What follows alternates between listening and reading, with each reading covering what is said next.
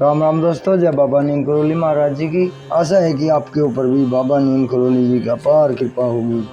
आपके घर परिवार में भी सभी कुशल मंगल रहें, यही मैं प्रार्थना करता हूँ मेरे प्रभु से कि आपके घर परिवार में सभी कुशल मंगल रहे।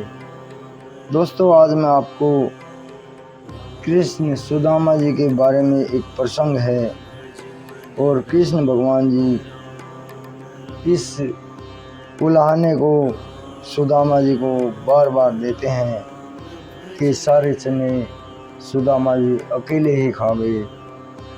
ये उस समय की बात है जब वे गुरुकुल में पढ़ते थे और गुरु माँ ने चने की पोटली सुदामा के हाथ में दी थी और वो सुदामा जी जब पेड़ पर चढ़े हुए थे, कृष्ण भगवान जी और सुदामा जी, और वहाँ पर सुदामा अकेले बारिश के चलते अकेले ही सारे चने खा गए थे। और वो पोटली किस लिए गुरु माँ ने कृष्ण भगवान को नहीं दी, इसी बात का प्रसंग इसमें दिया गया है, तो इसे सुने।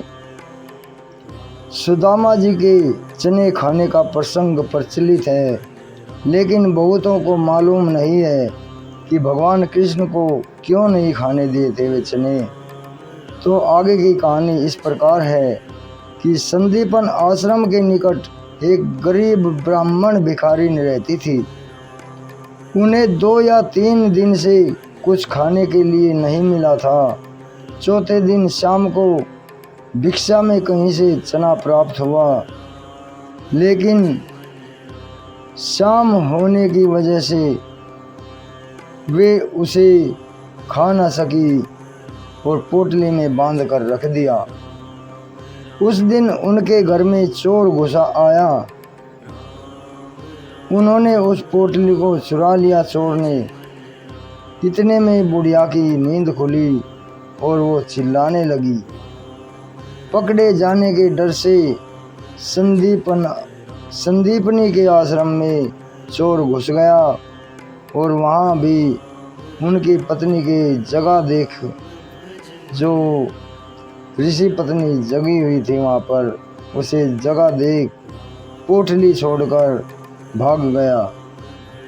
बूढ़ी ने अपनी पोटली को ना पाकर ये श्राप दिया कि जो कोई भी उस पोटली के चने खाएगा वो दरिद्रता को प्राप्त होगा। गुरु माँ ने जब चना की पोटली सुदामा के हाथ में दी, तब ही उनको ब्रह्म ज्ञान से पता चल गया था कि इसमें ऐसे चने हैं जो शापित हैं और उन्हें खाने से दरिद्रता प्राप्त होगी।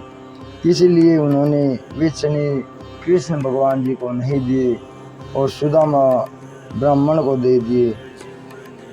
दोस्तों, ये मेरे किसी भाई को पता भी होगा, लेकिन बहुत ही गहरा प्रसंग है, इसे आगे भी शेयर करें ताकि मेरे अन्य भाइयों को भी उन चनों के बारे में पता चले जिन चनों के बारे में कृष्ण भगवान जी सुदामा जी को आखिर तक उलाहना देते चले गए कि सुदामा जी तुम वो पोटली के चने अकेले अकेले खा गए थे। तो दोस्तों, चैनल को सब्सक्राइब करें। बाबा नीम करोली जी की, श्री राम जी की और हनुमान जी की, मेरे महादेव जी की सदैव आपके ऊपर कृपा बनी रहे, यही मेरी प्रार्थना है। जय श्री राम, जय हनुमान, जय श्री कृष्ण।